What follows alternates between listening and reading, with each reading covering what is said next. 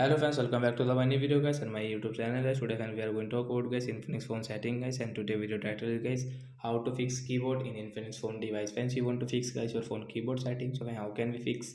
Today friends, I will show you, I will tell you guys. So first of all guys, you will have to on guys your phone setting guys. So guys, we will on guys our phone setting. After on phone setting guys, click on guys your phone app management settings. So guys, we will on phone app management. Friends, click on guys your phone app setting guys, tap here. So guys, you can see this tab settings. So guys, we will search here guys phone gboard setting guys. So search here guys gboard setting guys. Hence you can see guys your phone gboard setting. Gboard guys, we will tap here guys. You can see guys your gboard setting guys. Hence you can see guys this storage and cache setting guys, tap here to fix guys. First of all guys, click on guys first of all clear cache.